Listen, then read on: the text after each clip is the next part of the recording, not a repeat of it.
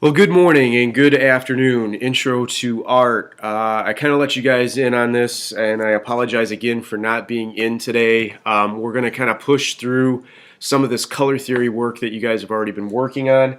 Now, one thing that I want to make sure is understood. My work that we went over yesterday in class, Tuesday that is, that I told you guys were going to be responsible for. I am going to be making a link to this, a copy of the digital notes that I was taking with you guys in class, made available to you guys, and a link directly underneath this video, so that if you weren't here yesterday or if you weren't here Monday, you still have the same opportunity available to you to get the information, fill it out, get it in your sketchbook, and obviously use for the final exam.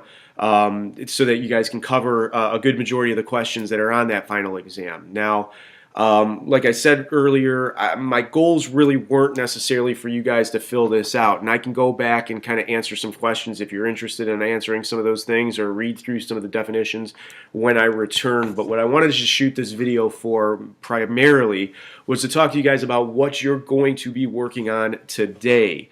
As you can see on the screen, okay, you guys are going to be creating what's called a color grid. The one here on the page, I'll make this full size, is sort of a representation of what you guys are going to be doing. Unfortunately, I'm not very confident yet just to kind of say, okay, let's break off using watercolor paint right off the bat. You guys are going to be doing this with color pencils that I provide for you guys, but I want you guys to kind of look at how this works. As you can see, there's sort of this grid mark or this grid theme that happens here. You get the colors that go across both vertically up and down and horizontally left and right. And this is something that I'm going to require you guys to do on this blank sheet of paper. Now you'll notice that there's blank openings up here on the top, and there's blank openings here on the left hand side. There's a total of 12 openings on the top and 12 openings on the left. Those 12 openings represent the colors that are on this color wheel. Now it doesn't matter which order you start in, whether you want to start with red or yellow or green or whatever it is on the front, in the first box, but what you should do when creating this grid is that you should make sure that your grid follows one of the directions on the color wheel, either to the left or to the right. Don't just randomly add colors up here and label them. Make sure you're following, in order. So if you're going to put, let's say for example, you're going to put red right here, and then you're going to move towards the left or the right, well then the next color that should be here should be the tertiary color red purple or red orange, and then the secondary color purple or orange here, and then the next tertiary color, which would be blue purple or yellow orange. Follow an order, and whatever order you have over here on the top row, you should have the same exact order here on the left hand side row. Now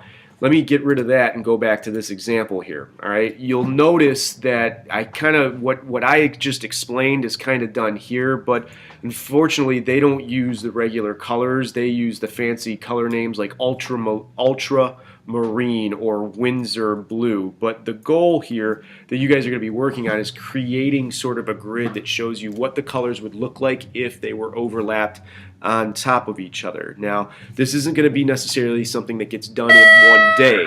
Good afternoon. We have just a few announcements before we leave for the day. Sam Carbajal, you have... All right, I think our announcements are done. That was kind of odd and weird, but look, I'll pick up where I left off. Basically, the examples that you're seeing up on the screen right now represent the actual paint fancy colors that are here. I just noticed the light went on there, so I'm not sure if it caught everything.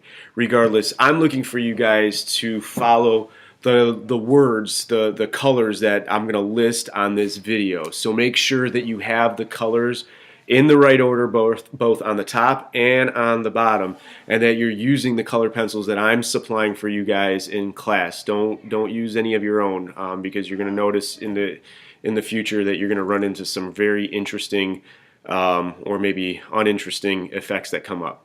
Again, like I said, this is going to be available on my website. You guys can download the answers to this, and when I return on Thursday, you guys will have some time in class to be able to work through this grid.